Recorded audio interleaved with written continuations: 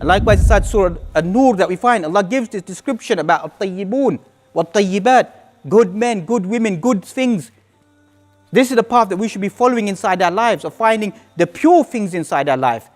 And seeing how the Prophet ﷺ, he came with his pure things, how he came to purify people. That's why he mentions inside the hadith in Muwatta Imam Malik, إِنَّمَا بُعِثْتُ لِأُتَمِّمَ مَكَارِمَ الْأَخْلَاقِ. I've been sent for the sole purpose to refine people's character and behavior. Character and behavior isn't niceties and giving salam and greetings. That's just one element. Akhlaq is, as ulama have said, akhlaq khuluq kal khalqi. Khuluq is from the same letters, 3 letters that we find, kha, lam, qaf. And likewise you find khalq, your creation. That your character becomes like your creation. Just like your body, everything is structured in the right location, your character becomes embodied within yourself. It becomes embodied that everything about you is unique. That you're vigilant about everything. That's why Aisha mentioned our mother. She said, "Kana khuluquhul Qur'an." His character was the Qur'an, the living embodiment of the Qur'an. Rubba qari'in al-Qur'an yal'anuhu.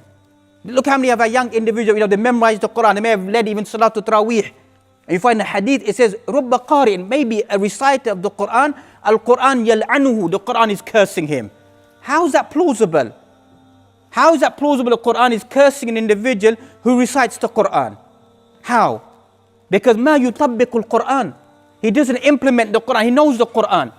He's memorized the Qur'an. He can read the Qur'an in a passionate voice, imitating whatever reciters it may be. May even memorize the whole of the Qur'an. May even lead the people inside the prayer.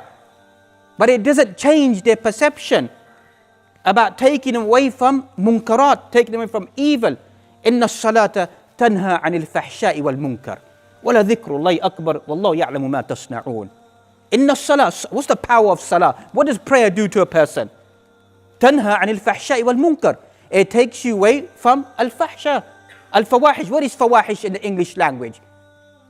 It is lewdness, sexual promiscuity, wickedness, bad conduct, zina, al-haram, all these, whatever is related to it. That's what al-fawahish is inside the Quran. Wal-munkar is every other evil that comes there. So if the power of salah doesn't take you away from al-haram, we need to question ourselves. That do I understand the salah? Do I understand what the salah is? What does it mean? What does it entail? What is it asking me to do? Or is the salah also cursing me? Just like the Quran is cursing me because I don't implement the Quran. كتاب أنزلناه إليك مبارك ليدبروا آياته وليتذكر أولو الألباب. This is a blessed book. ليدبروا آياته, that you may ponder and reflect over its ayat. That's what some ulama tafasir they mentioned, ليدبروا آياته ليطبقوا آياته, that you may implement its words. Not just reflect it, you implement the Quran. That's what the Quran should do to the individual. They hear the Quran, they hear the reminder of the Quran. It awakens the soul. It awakens the individual to return back to Allah subhanahu wa ta'ala. And that's all that the Prophet ﷺ, he done. He just preached the Quran. So many individuals who were lost in their path, he would just recite the Quran. Please like, share and subscribe to the Digital Member YouTube channel and hit the notification bell.